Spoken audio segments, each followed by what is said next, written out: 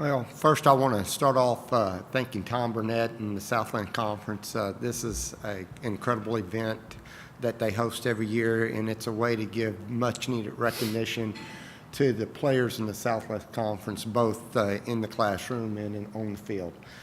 So he really does a great job. It's an exciting time to be at Lamar football right now. We just hired a new athletic director, Mark O'Born from Louisiana Tech University. He has really come in and energized the athletic department and the community. I really am looking forward to working with him in the future and the things that I think that we can get accomplished as a team. We're really excited about the year. I keep checking the weather chart every day to see if anything's happening in the Gulf as far as hurricanes. But that's something that we'll probably end up talking about a little bit later. We had a nice spring. Our kids have done a nice job. They've really bought into what we're trying to do, the culture change that we're trying to take place within the athletic or the football team with our student athletes. And they did a nice job in the spring. They've done a nice job this summer. This is one of the things that Mark O'Born has done for us. This is the first time, I think, maybe in Lamar's history that we've been able to bring our kids in for both summer sessions, summer 1, summer 2, and then the long session, summer 3, which starts at the beginning of the summer and doesn't end until August. But we've had our athletes in, and it's a great opportunity for them to make progress toward their degree, along with the ability for us to train them on campus. So that's been a big difference. Our kids have really done a great job this summer in handling that. So we're really looking forward to the year, and, we're ready to get going. I'm going to open it up for questions from there. Well, the one thing I'll tell you about the Southland Conference is there's a tremendous amount of parity from top to bottom. I mean, it's just not that, a few things a few injuries, and you're not going to be as good as what you were at the beginning. The ball bounces funny sometimes. It's just there's just a tremendous amount of parity. I think that's the great thing about the Southland Conference. I don't think there's a lot from the top to the bottom. What I think we're 11th. We're fine with that. That's great. That's where we probably deserve to be. Right now. You got to base it off of a 2-9 season. I'm going to be accountable for that. We'll move forward. Of course, that's something that we build the program off of. We talk about being selfless players, and selfless with the big quote on the less. Put the team first.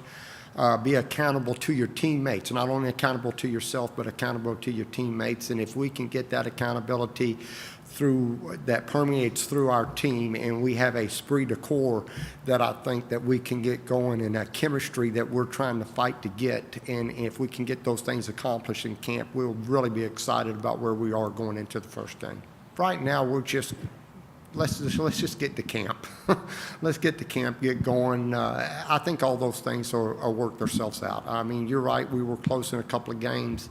They could have gone either way, and that's good to know. But, I'm more concerned about let's get through camp. I think you got to really take a really hard look at how you approach camp as far as contact, how much contact you have now, when you pull off, how much hitting you actually, like I said, how much hitting you actually do. And because one thing I want to do is I want to get to Kentucky Christian with everybody healthy. Well, I hope a lot of good things. Truthfully, Miles is, needless to say, comes in as our starting tailback. The things that make Miles Wallens really special is how his commitment is in the academically, going to class, taking care of his academics, the way he works in the weight room. He's a quiet kid. He doesn't talk a lot. He says about 2 words every 2 months, and it's usually yes, sir. And, so it's a kind of kid that you can really, bring in, and you like to coach, and you like to be around. And on top of that, he's really done a nice job in the off season. He's put on weight. He's gone from about 173, 174 to 180. He's topping over the 180 mark, 183. And the next thing, some of that is contributed to some of the things we're doing nutrition-wise at Lamar that we have not done in the past. So, Miles Wallens, like I said, is a great kid. I don't want to say it was by surprise. I'd like to sit in here and listen to the other coaches, see what they have to say. I heard Frank Selfo say that, this is going to be great for him to go through, and the one thing he did not know about was the team and the competition at this level. I feel him on that. I understand his thoughts and where he is on that because I was at the same place exactly this time last year. I'm not there anymore.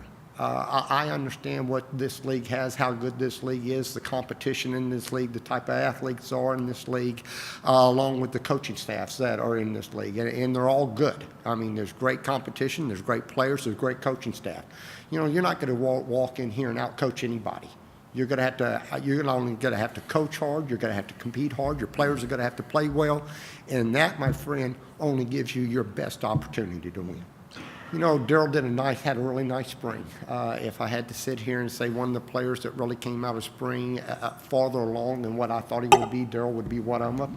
We had several that fit into that category, but Daryl would be one of them. You know, Daryl just needs to keep working. That's all he does. He just needs to keep working. He needs to keep, you know, handling the things that he's doing on a daily basis, coming in on his own, on his free time, watching film, studying film. He's done a nice job of that, and he just needs to continue in that area, and Daryl will be okay. You know, that's a great rule as far as I'm concerned. It's a win-win situation. You know, you can actually get into the situation where the last 4 games of the year, if you needed to play a freshman or a kid you were trying to redshirt, you could do it and still have 4 years or 5, whatever he has left to play. I really like that. It's a rule that I think most coaches will embrace. I think it's a win for the players too. You know, a lot of times when you bring a true freshman in, it's not the athletic ability that keeps them from playing, it's the knowledge. Well, now you're going to put those kids that they can go through 6 or 7 games, learn the offense. There's been a lot of times on a lot of teams that I've been on that we've had players that were ready to play toward the end of the year, but you kind of, no, we've redshirted him now 6 games or 7 games. We surely don't need to put him in. Well, that situation's not going to be in place anymore.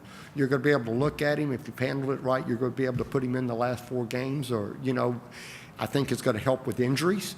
You know, if you get a kid that you counted on to start it for 6 games and you have a younger kid coming on by the end of the season, he may be able to step in and help you close out the season. So I think it's a win-win. It's a win for the kids and it's a win for the coaches. Well, you know, Texas Tech is going to be a great barometer where we are as a football team. You know, our first 2 games will have that effect on us. We open up with Kentucky Christian, make no doubt about it.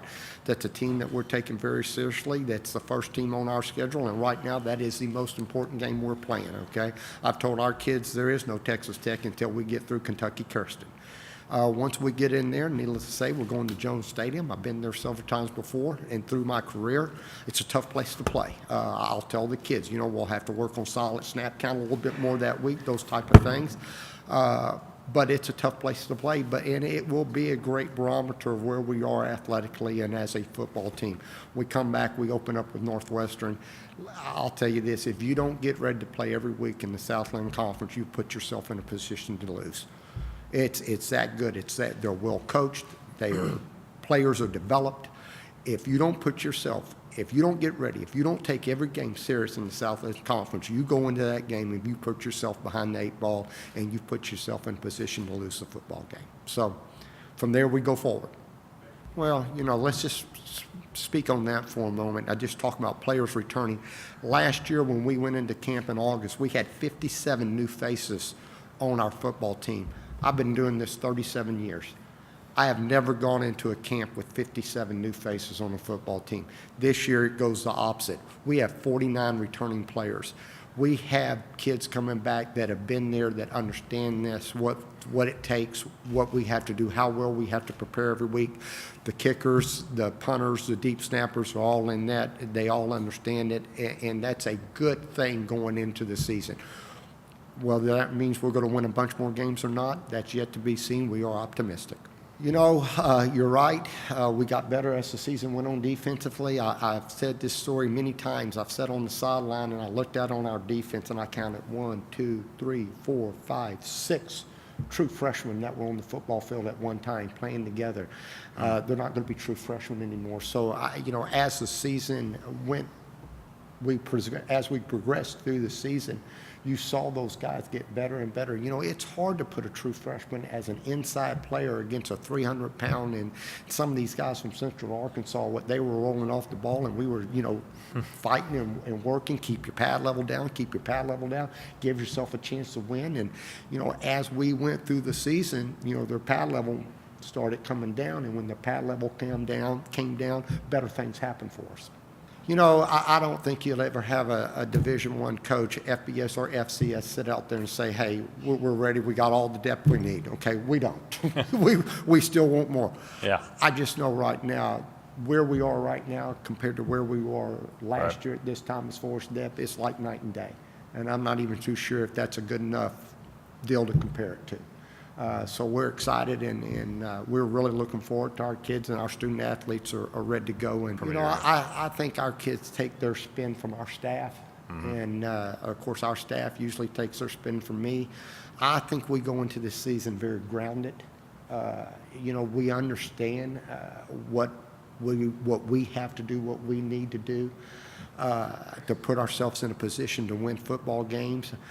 I've said this many times to our staff, I mean, in our team. This is one of the key messages that our staff conveys to our team. You've got to do everything you can do during the week, everything you can do in preparation. You've got to dot every I, cross every T, and all that does is give you your best opportunity to win football games. It guarantees nothing. Our kids believe that. I've seen it in their commitment in the weight room, the way they work this summer. You know, I have a council or a group of kids that I talk to that's kind of the voice of the team right now. And you ask those kids, you know, compare last summer to this year, and they just shake their head. You know, Coach, there is no comparison. So, like I said, we're at a place we're excited. Let's go. Let's hope so. I mean, we have hope that we will be able to go into that football game and compete. And put ourselves in a position to win. Let me tell you something. I'm an old school guy, okay?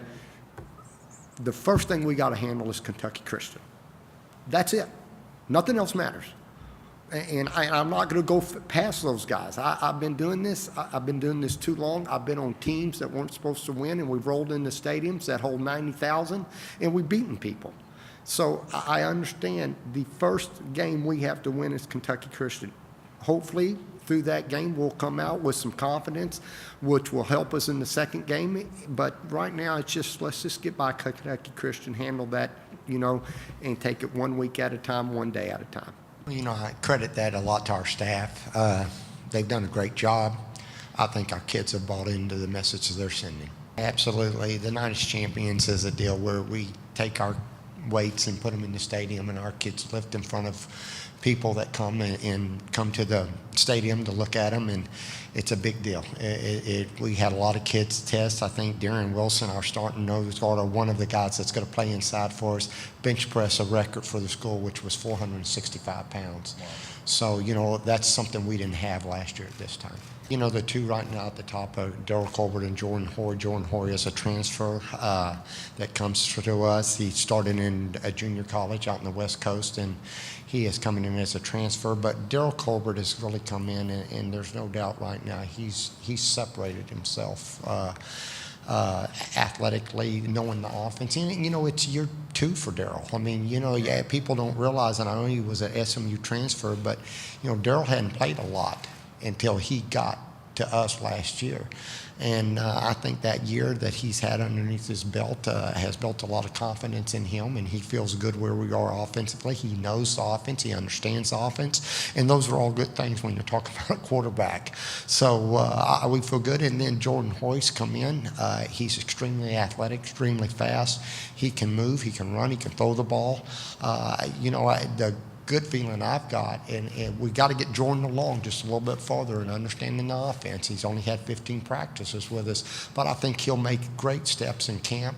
And the good news, I think, by the end of camp, that we'll feel really good about our first and second team quarterback.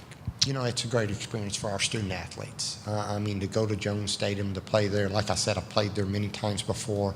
I say play, coach there many times before. But I mean, it'll be loud, it will be wild, and you know, believe me, they'll have guns up. But it'll be a great experience for our kids. And again, the thing it will do, it will be a great barometer for our football team to see where we are. And, when we come out of that game, let's take a hard look and reevaluate what we're doing and what direction we need to go. Well, it's great to have 2 home games. There's no doubt about that. We're excited about those. We're excited about playing those guys at home. 2 tough opponents, 2 new coaches. But I know Frank Selfa, he'll do a great job at Southeast. There's no doubt about it. He was sitting up there. He said, I know some of these guys for 25 years. I'm one of them. And they'll do. In Northwestern's always tough. We've always had problems with them in the past. We'll have to get ready to go. We'll have to have all our I's dotted, all our T's crossed, and we'll have to be ready to play that football game. So much parity in this league. You bet. You saw that a year ago. There's no doubt. Like I said, Frank sat up here and talked about he didn't know the league. I feel pretty well entrenched in the league. I understand what this league is about, the type of caliber of the teams that are in this league, the coaching that goes on. I have a very good grasp on where this league is.